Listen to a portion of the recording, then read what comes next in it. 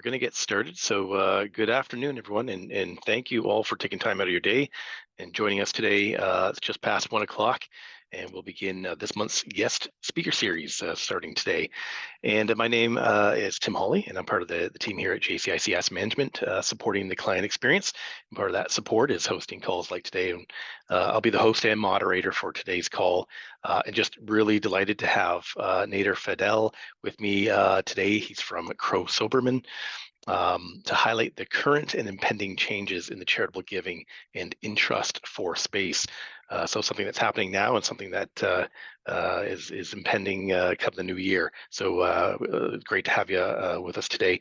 So folks, if you have questions along the way for Nader or myself, kindly type them into the chat box, and that's located at the bottom of your screen, and we'll do our best to get to them. If we don't get to them, you can rest assured that we will reach out and make sure those questions get answered, or you can alternatively email me with the questions at thawley, THOLLEY at jcic.ca, and I'll answer them that way as well. So with that, we'll move right along to the main event. And again, I'm joined by Nader Fadel, a partner of the audit and advisory team at Crowe Soberman, who regularly works with investment individuals and corporations as part of their financial planning process. So great to have you, Nader, and I'll give you the reins here. You can take it from here. Thanks, Tim. Appreciate the introduction. And hello, everybody. Good afternoon. It's a pleasure to be with you all today. As Tim mentioned, my name is Nader Fadel. I'm with Crowe Soberman. I'm an audit and advisory partner with the firm. As a firm, we've been in business for over 60 years, and we've found our space dealing with primarily owner-manager businesses and high net worth families. So when I was first introduced to Tim, and we started speaking about JCIC and Crowe Soberman and the type of clientele we work with, we found similarities in our objectives of trying to provide lasting value to our clients. And as part of that, we started speaking about what are the type of topics that are relevant to our clients, for us specifically in the high net worth space, that we're currently speaking to them about as 2023 is winding up and we're planning for 2024. So that's how this presentation came to be, and we landed on a few key topics.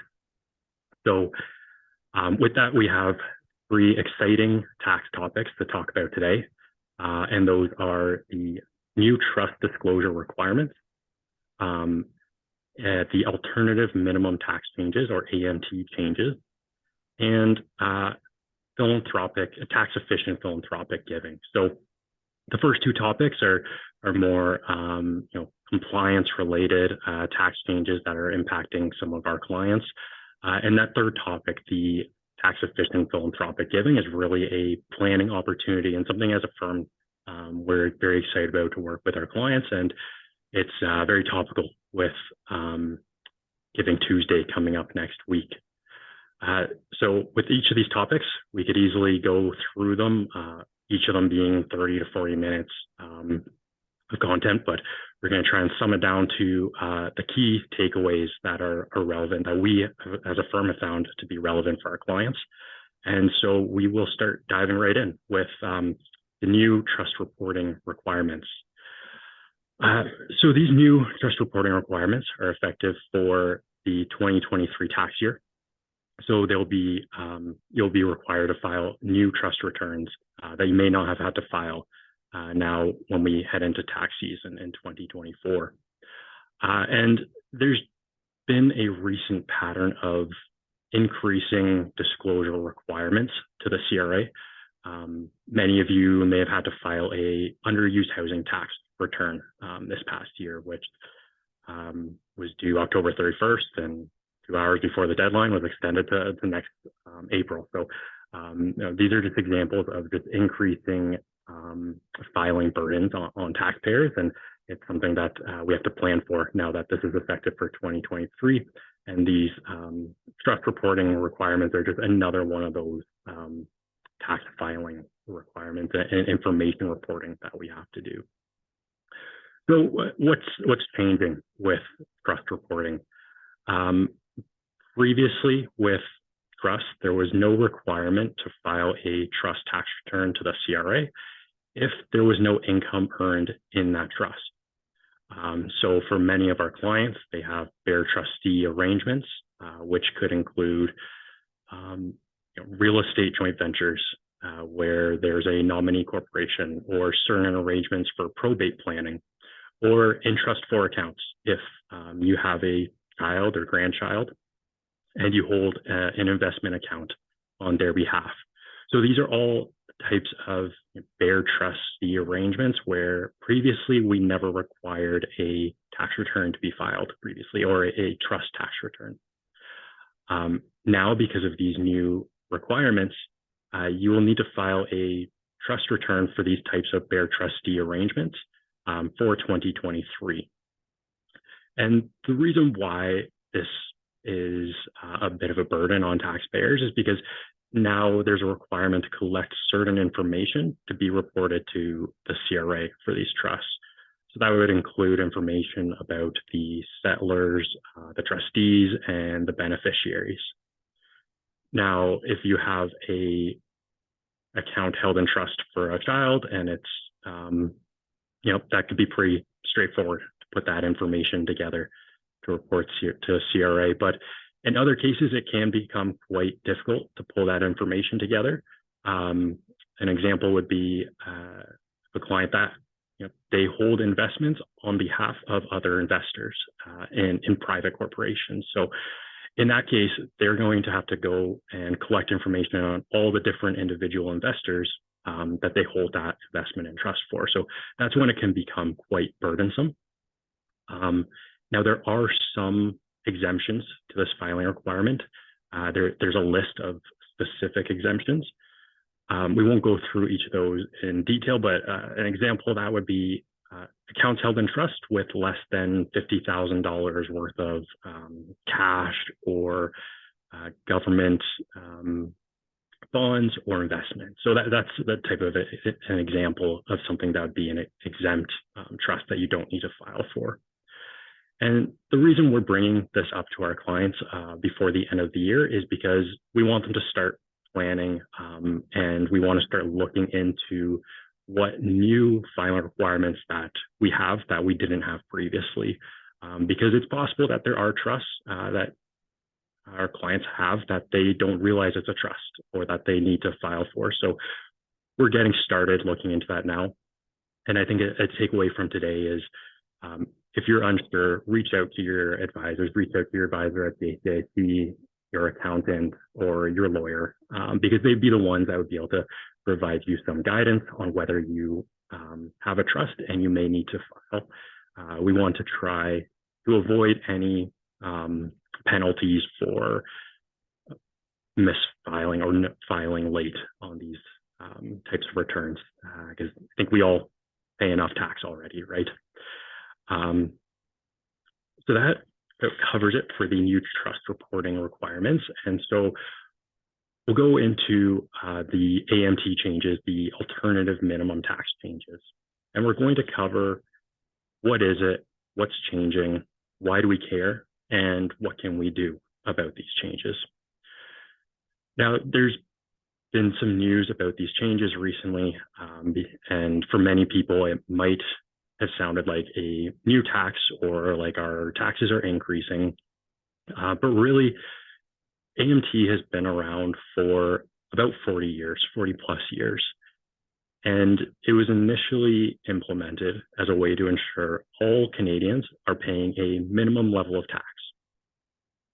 And the important thing to know with that is not all income is taxed equivalently. So you'll have salary income, dividend income, interest income, capital gains income, and they could all be taxed differently. And because of that, certain individuals could have their affairs structured in a very tax advantageous way. And the purpose of these AMT rules is to make sure those individuals with very tax advantageous structures are still paying a minimum level of tax. And that's really what I want to highlight here is it's not that our tax rates are increasing. Really what's happening with these changes is that minimum level of tax is going up And it's going to be impacting a wider group of people, specifically a wider group of high income earners. And, that's not to say that if you're a high income earner, you're automatically going to be paying this AMT. It's likely that if you're earning salary or dividend income and you're above a certain threshold, you're already paying your fair share of tax. You're going to be well above this minimum that AMT is trying to capture. So, situations where AMT might kick in is, if you have a qualified small business corporation in Canada and you sell it and it's eligible for the lifetime capital gains exemption. If you sell that business for $1 million with your lifetime capital gains exemption, you might expect you'll pay zero tax on that gain. That's a situation where AMT will kick in, and there is a separate tax calculation that would result in you paying this minimum level of tax. And this calculation always happens in parallel to your regular taxes. So your regular taxes are calculated, AMT is calculated, which is different inputs into it and different rates, and you pay the higher of the two.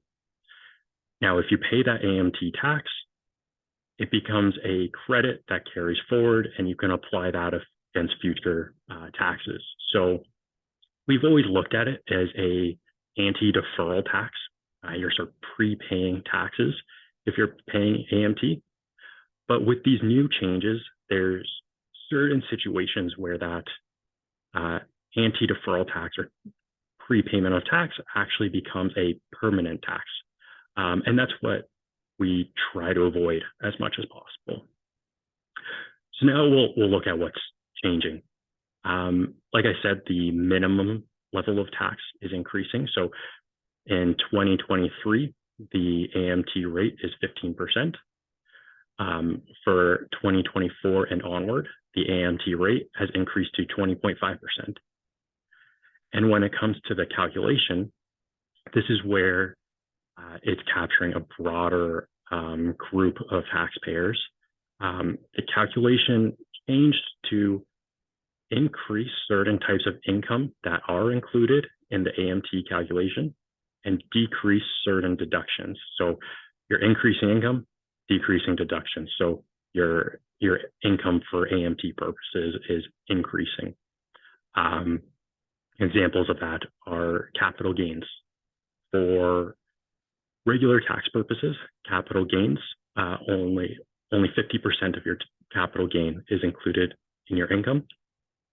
For AMT in 2023, 80% of the capital gain is included in income. But for 24 and onwards, it's 100%. So with capital gains, we could see the amount of income included in AMT is actually increasing.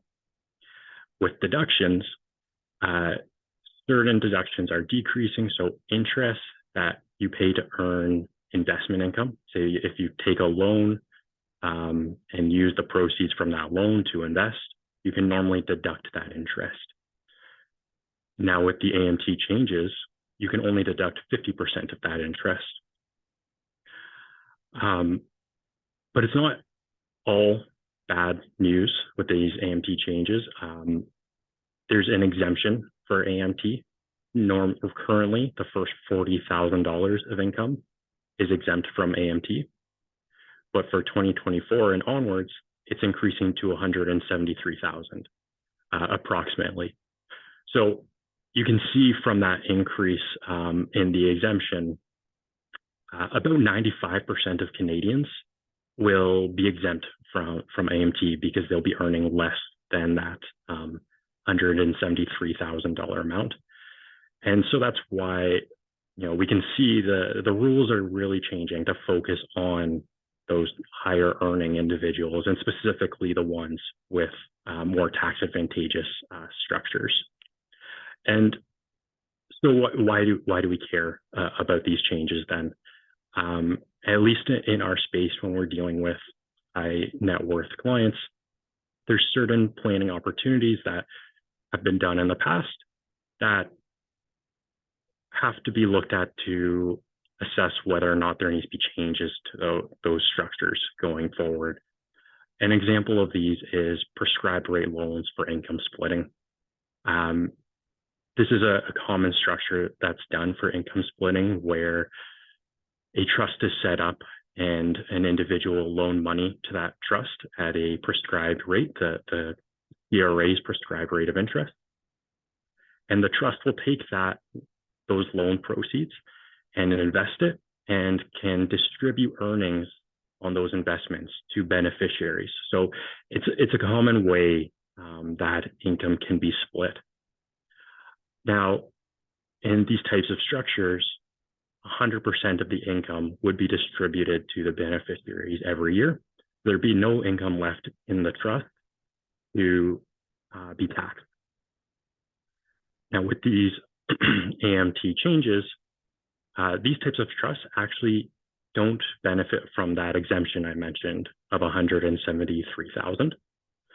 So they also have to add back 50% of the interest that they paid on that prescribed rate loan, and that results in some income for AMT purposes, and will result in some AMT that needs to be paid each year.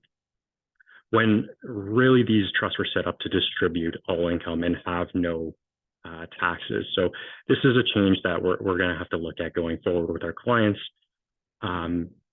This is a situation where we could see there being some permanent tax as a result of these AMT changes, because previously there was no tax in these trusts.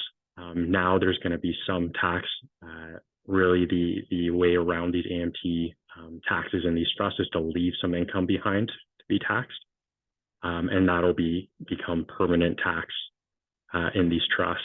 And it's not huge dollars. It works out to be about 10 cents on the dollar of interest, but it is just something that needs to be planned for and looked at from a cash flow perspective.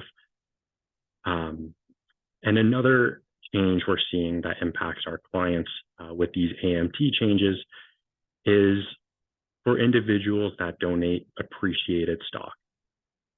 We'll talk about that a little bit more when we look at tax efficient philanthropic giving, but currently when you donate appreciated stock, you receive a tax credit for the full value of those stocks that you donate. And the appreciated value, that capital gain that you have, that actually is not taxable if you donate those shares in kind. So that's a common way of doing tax efficient charitable giving that would normally be done. Now these changes with AMT, that capital gain that used to not be taxable for 2024 and onwards, that actually gets added into your income for tax purposes for AMT. So if there was planning to do large charitable donations to bring taxable income down to a certain point, that planning could be impacted by these AMT changes. So what can we do to prepare now? As we are winding up 2023, some of the approaches some of our clients are taking are individuals that hold their investments personally. What they will do is actually transfer those to a corporation before the end of 2023. And the reason why it's important to do it before the end of 2023 is because there's some new tax reporting requirements that are going to be starting in 2024 related to certain reportable transactions. And we want to avoid having to report these transfers under those rules if possible. So some of our clients are trying to do those transfers before the end of 2023. And the reason is because AMT doesn't currently apply to corporations. So you have the benefit of having your investments in a corporation, no AMT applying. There's some other benefits like potentially avoiding probate fees in the future, but it just adds a little bit more flexibility. And another opportunity some of our clients are taking are, especially those that are more philanthropically inclined, is doing significant donations in 2023 before the end of the year, before these AMT changes start. So that leads us into our next topic about tax-efficient philanthropic giving, and something as a firm we're very involved in and excited about to work with our clients. So we'll start by talking about what is tax-efficient philanthropic giving. You can look at it two ways. Some people look at it as being able to maximize the total amount that they're able to donate each year. Others look at it as having a fixed amount that they're willing to donate and making sure they get the largest tax credit possible for those donations. So there's two ways to look at it. And when we're trying to determine if we're being efficient with donations, really our baseline is looking at, what does a cash donation get us? And normally it's 50 cents on a dollar. So if you donate $10,000, your after-tax cost of that, or if it's in cash, works out to be about $5,000 if you're a high-earning individual.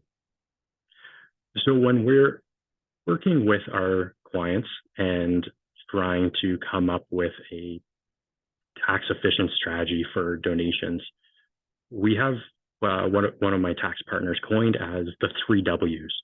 So that's the what are we donating, where are we donating it from, and when will we be donating the amounts. And the who is the 4th W, and that's really up to you to decide wherever you wish to donate. And then we'll work with you on the other 3 to make it as efficient as possible. So we'll get started with the what. That's really the first question. What are we donating? Is it cash, appreciated stock? You could do shares in private corporations, cryptocurrency, real property, artwork, really anything that would benefit the charity. Recently, I saw a donation of a 2-year lease for a vehicle to a charity. So really, it could be anything. For us, when we're talking to our clients about what is the most efficient asset to donate, we go to appreciated stock. We generally say that that's the most efficient and simplest asset to donate, simplest other than cash. And the reason is what I mentioned when we were speaking about the AMT changes, is that you get a double benefit because you get the tax credit for the full donation, and you don't have to pay the capital gains on the disposition of the investment. So this is something that if you're interested in, you definitely want to speak to your advisor at JCIC, come up with a plan on how much you want to donate, what investments would be best to donate based on your portfolio and holdings. And there's a few key things to remember here is that it must be from an unregistered account. So you can't do these types of donations from a RRSP or TFSA or the new First Home Savings Account. Actually, a bit of an aside on the First Home Savings Account, with the end of 2023 coming up, if you haven't heard of this First Time Home Savings Account, it's a new registered savings account that started in 2023. You can contribute up to $8,000 a year, and it can grow in that account tax-free, and you can contribute up to $40,000 once you've built up the contribution room. So unlike a TFSA, where once you turn 18, you begin to build up that contribution room every year, with these First Home Savings accounts, you don't actually start building up that contribution room until you open the account. So we've been telling our clients who have children that are 18 or older, or grandchildren, nieces, nephews,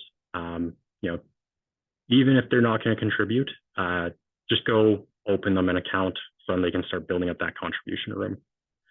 So that way, whenever they are able to contribute, they have the room available. So that's a bit of an aside, but with the end of the year wrapping up, we're trying to make sure all of our clients are aware of that. And the other, so back to donations in kind of appreciated stock to charities. So the other thing to watch out for is many times, most times, the gain loss reports you get from your advisors will still include the capital gain on the disposition of these shares. So when you're giving this report to your accountant to complete your taxes at year end, just make sure you identify that that donation was in kind and what donation receipt it relates to. Because if you don't, then that gain will be reported and you'll pay tax on it. And then you'll be saying, why did Nader tell me that, I wasn't going to pay tax on this gain, right? So just make sure you highlight that and inform your accountant, because that's a common mistake that doesn't get caught. And so next, we talked about the what, so next we'll talk about the where. And for most individuals, they'll be donating personally. It's simple, but for those individuals and families that have more complex structures, say trusts and corporations in place, it can become very important to make sure that that donation is being made from the right place, whether it's a corporation or a trust or personally, because that will ensure you're getting the maximum benefit from that donation. It might sound a little bit insincere to say we're doing planning to find out where we're going to get the biggest benefit, but really it's, we want to be as efficient as possible within our tax rules. And so this is just another opportunity that we can do that, especially if it's, something that you're doing donations on a regular basis or in large sums. So that's why we want to take a look at this every year with our clients that have these more complex structures, because it can change every year. Really, the important thing is to make sure that we're lining up where that donation is coming from and where income is coming from, to make sure that that donation is being applied against the income as efficiently as possible. And with corporations, so I mentioned the double benefit of donating appreciated stock. So if you're donating from a corporation, you could actually potentially have a triple benefit, because you get the two benefits of the donation receipt for the full value, no capital gain. But with that capital gain, even though you're not paying tax on it, 50% of it goes into what's called a capital dividend account, and that can be paid out to the taxpayer tax-free. So say you have shares in Microsoft of value of $15,000 with a cost of $5,000. You're going to receive a tax receipt for $15,000. That $10,000 capital gain won't be taxed. And if this is in a corporation, $5,000 of that goes into a capital dividend account that you can pay to yourself or to the shareholder tax-free. And you could potentially have a quadruple benefit if you're avoiding AMT also. So that's why the where is very important. And the last W is the when. And this is a big one, because similar with where when we want to match up where the income is being earned and where the donation receipt is being received, with the when, we want the timing of income to match the timing of the donation as well. Now, donation credits can be carried forward, but they can't be carried back. So that's why it's really important when we say have a liquidity event, a sale of a business where you'll have a large capital gain or large proceeds, or if you're liquidating certain assets, that the donation is planned in the same year as that liquidity event. For some clients, this can be difficult, because if it's a large sum of money, you may not know, where you want to donate. So there's definitely options in those situations. Definitely speak to your advisor at JCIC. If you're not sure where you want to donate, they definitely have some strategies in place where you can take advantage of getting a donation receipt today and then commit to where you want to donate those funds later. So that is our three topics. We went over, it's a lot of information in a short amount of time, but what I want to highlight is that, the planning and, tax landscape is just increasingly complicated. So you really want to be speaking to your advisors on, what changes are coming, what planning can you do? And, I look at the key advisors of, investment advisors at JCIC, your accountant, your lawyer, that's your starting lineup. You want to make sure that there's open lines of communication between those key advisors. And that's the most important thing. They're there to work for you and to get the most out of them. I'd say that the biggest thing is communication. So, when you're doing financial planning for large purchases in the future with your investment advisor, include your accountant. When you're doing tax restructuring, include your investment advisor, because it just ensures that every angle is being looked at. And so just to summarize quickly the 3 points we spoke about. So with trust disclosure rules, they're effective for 2023 onward. So start reaching out to your advisors, make sure you're prepared and your advisors are aware of what your filing requirements are as we head into 2024. With AMT, if you believe you could be impacted by this, definitely reach out as soon as possible to your accountant, because we're getting close to the end of the year. So if there is planning opportunities, you want to make sure you're taking advantage of that. And with tax efficient philanthropic giving, remember the 3 W's, the what, the where, and the when.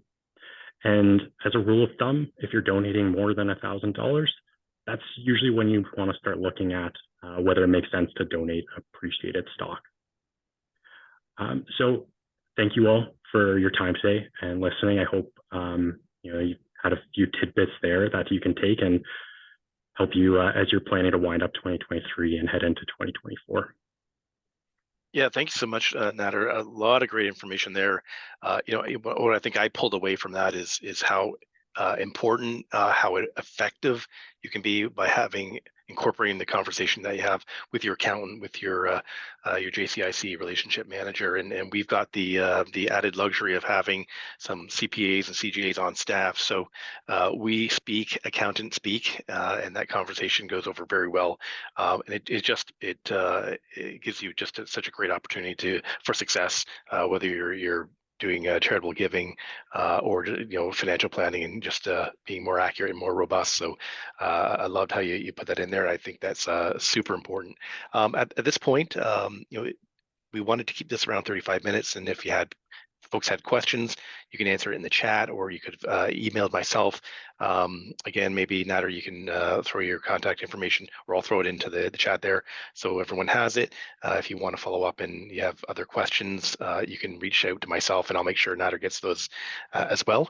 But I'll give a minute or so if anyone has any questions. It is a lot. I'm so happy that we're recording this and we're posting this on our YouTube channel, which I've put in the chat there. If you can't see the chat, or if you have issues accessing that, we'll send it out in our newsletter. So look to our newsletter for that as well. But I don't see any questions as of yet. So I'll kind of wrap this one up in good time. Nader, great information. Appreciate you going through that. I think a really great starting point. And again, we can go back and we can listen to this over and over and capture some of those highlights of the call. So thank you, everyone. Really appreciate you taking time. Again, I'll put the chat or the contact details for Nader in the chat box, and I'll be happy to pass along any questions that you have. So please watch out for our upcoming 2024 quarterly webinar invitation that'll be going out in January, and we're going to discuss performance, of which it's been a tremendous year for JCIC in terms of performance as compared to our bench and our peers. So we're super thrilled about that, and we'll talk about where we're going in 2024 and how we're positioned. So join us for that in January. Again, thank you all for joining. Please feel free to share these invitations, share the YouTube channel with your friends and family members. We're absolutely thrilled to help where we can. And if there's a topic you want to hear more about, please let us know. But until next time, have a wonderful day and holiday season, and take care, everybody. Thank you for joining us.